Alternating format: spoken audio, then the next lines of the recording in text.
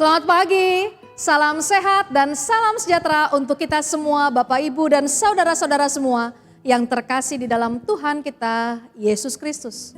Di pagi hari ini sebelum kita melaksanakan tugas dan tanggung jawab kita, mari bersama saya mengajak kita untuk merenungkan firman Tuhan. Tapi terlebih dahulu mari berdoa. Ya Tuhan Allah, kami sungguh bersyukur atas berkat rahmat-Mu.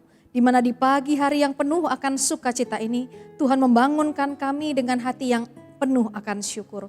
Kalau sebelum kami akan melaksanakan tugas dan tanggung jawab kami, Tuhan kami ingin mengawali hari kami dengan merenungkan sebagian dari firman-Mu. Roh Kudus menuntun dan membimbing kami, sehingga firman Allah yang akan kami dengar ini akan menjadi penuntun dan pedoman dalam kehidupan kami. Sehingga di sepanjang kehidupan ini kami senantiasa melakukan kehendak Tuhan. Berfirmanlah ya Tuhan, kami siap mendengar, kami siap melakukan firman Tuhan itu. Demi Kristus Sang Firman yang hidup, kami siap mendengarkan firman Tuhan. Inilah doa dan syukur kami. Amin.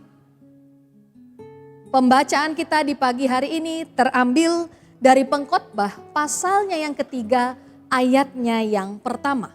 Demikianlah firman Tuhan. Untuk segala sesuatu ada masanya, untuk apapun di bawah langit ada waktunya. Demikianlah pembacaan Alkitab kita, terpujilah Tuhan kita Yesus Kristus. Kita tidak harus selalu bahagia. Banyak yang berkata hidup ini keras, apalagi ketika kita hidup di Jakarta.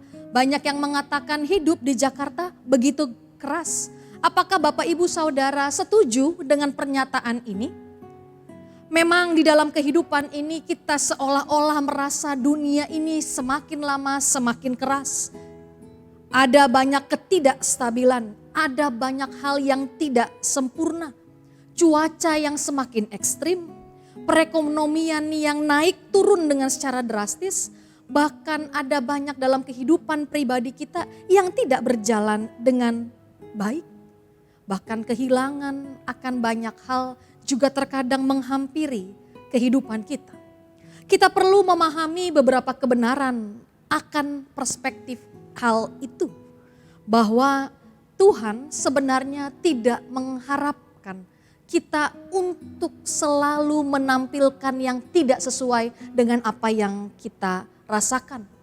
Memang banyak yang mengatakan, bahkan mengharapkan bahwa orang percaya itu harus selalu tersenyum, harus selalu bahagia. Tetapi sebenarnya di dalam kehidupan ini tidak selalu yang kita jalani itu membuat kita untuk mampu tersenyum dan mampu untuk bahagia. Alkitab kita dalam pembacaan kita di pagi hari ini berkata, untuk segala sesuatu di dalam dunia ini ada masanya. Untuk apapun yang di bawah langit ini ada waktunya. Ada waktunya memang kita tersenyum bahagia, penuh akan sukacita. Tetapi memang ada waktunya di saat-saat kehidupan ini kita hadapi dengan begitu sulitnya. Sudah pasti sebagai manusia kita bersedih. Kita tidak berbahagia. Kita menangis. Bahkan untuk menyematkan senyum di bibir kita pun terasa sulit. Itu respon-respon logis yang memang bisa terjadi dalam setiap kehidupan manusia.